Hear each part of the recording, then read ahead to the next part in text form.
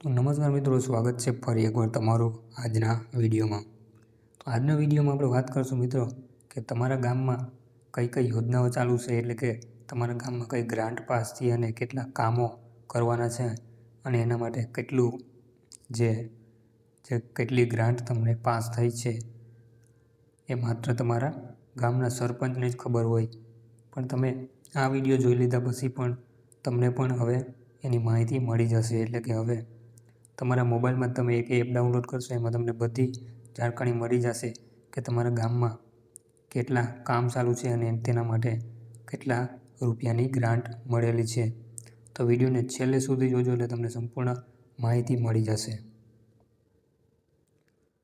તો મિત્રો, ઈ ગ્રામ સ્વરાજ નામની એક એપ્લિકેશન આવશે। આ ભારત સરકારના પંચાયતી રાજ્ય મંત્રાલય દ્વારા શરૂ કરવામાં આવ્યું એક શક્તિશાળી ડિજિટલ પ્લેટફોર્મ છે। તેનો મુખ્ય ઉદ્દેશ એ છે કે ગ્રામ પંચાયતના કામકાજમાં પારદર્શક લાવવાનો અને ડિજિટલાઇઝ પ્રોત્સાહન આપવાનો છે। ગ્રામ પંચાયતમાં કેટલી ગ્રાન્ટ આવે છે, ક્યાં કામોમાં મંજૂર થઈ છે અને કેટલા પૈસા વપરાયા છે, તેની બધી જાણકારી આ એપમાં તમને મળી જશે। તમારે પ્લે સ્ટોરમાં જઈને આ એપ્લિકેશન ડાઉનલોડ કરવાની છે, જેનું નામ છે ઈ ગ્રામ સ્વરાજ એપ। હવે મિત્રો વાત કરી લઈએ કે આમાં તમને શું માહિતી મળશે આ એપની અંદર।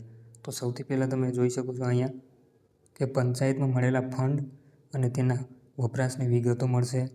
ત્યાર પછી ગ્રામ પંચાયતની વિકાસની યોજના અને અમલીકરણ અને ટ્રેકિંગ મળશે। ત્યાર પછી પંચાયતના કામકાજનું ઓનલાઈન રિપોર્ટિંગ મળશે। ત્યાર પછી તમારા ગામની પંચાયતના સભ્યોની સરપંચની વિગત પણ મળશે। ત્યાર પછી પંચાયતે કેટલું બજેટ મળ્યું છે ને ક્યાં કામ પાછળ કેટલો ખર્ચ થશે એ પણ મળશે। ત્યાર પછી ગામની ચાલી રહેલા વિકાસના કામો જેમ કે રસ્તા, ગટર, લાઇટ અત્યારે કયા સ્ટેજ ઉપર છે એ પણ માહિતી તમને એમાં મળશે। હવે મિત્રો આ વાત કરીએ ઈ ગ્રામ આ એપની ગ્રાન્ટ ચેક તમે કેવી રીતે કરી શકો। તો પહેલાં તમારે પ્લે સ્ટોરમાં જઈને એપ્લિકેશન ડાઉનલોડ કરવાનું છે ઈ ગ્રામ સ્વરાજ। ત્યાર પછી તમારે જેમાં જવાનું છે પંચાયતને મળેલી કુલ ગ્રાન્ટ। ત્યાર પછી ચાલુ વર્ષમાં કયા કામોનું આયોજન પ્લાનિંગ કરવું, કયા કામ પાછળ કેટલો ખર્ચ, એ બધી વાત આપણે કરી લીધી। હવે આપણે વાત કરીએ આ એપ્લિકેશન કેવી રીતે યુઝ કરવું તેના વિશે। તો સરકારે આમાં માટે ઈ ગ્રામ નામની એક ઓનલાઈન એપ લોન્ચ કરી, તમે પ્લે સ્ટોરમાંથી ડાઉનલોડ કરી શકો છો। પછી તમારે એમાં તમારો જિલ્લો, સૌથી પહેલાં તમારું રાજ્ય, ત્યાર પછી જિલ્લો અને તાલુકો અને ગામ પસંદ કરીને તમે ઘરે બેઠા જ તમારા પંચાયતનો રેકોર્ડ ચેક કરી શકો છો।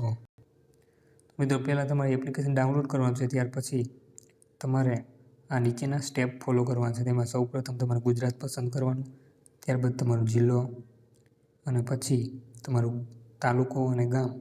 ત્યાર પછી તમારે જે વર્ષની તમારે વિગત જોતી હોય, દાખલા તરીકે 25ની કે 26ની, તો એ સિલેક્ટ કરવાનું છે। ત્યાર પછી સબમિટ કર્યા પછી તમે ડિટેલ, ચૂંટાયેલા સભ્યોની યાદી, એપ્રુવડ એક્ટિવિટી, મંજૂર થયેલા કામો અને ફાઇનાન્શિયલ પ્રોસેસ ખર્ચની વિગતો તમને એમાં જોવા મળશે। તો મિત્રો આ હતી સંપૂર્ણ માહિતી, જેમાં તમે જોયું કે તમે આ એપ્લિકેશન ડાઉનલોડ કરશો તમને બધી માહિતી મળી જાય કે તમારા ગામમાં કેટલી ગ્રાન્ટ ને કેટલા પૈસા એમાં જે કંઈ થયું છે તે। તો મિત્રો વિડીયો પસંદ આવ્યો તો એક લાઇક કરજો અને તમારા મિત્રો સુધી શેર પણ કરી દેજો, એટલે આ વિડીયોની માહિતી એને પણ મળી જાય।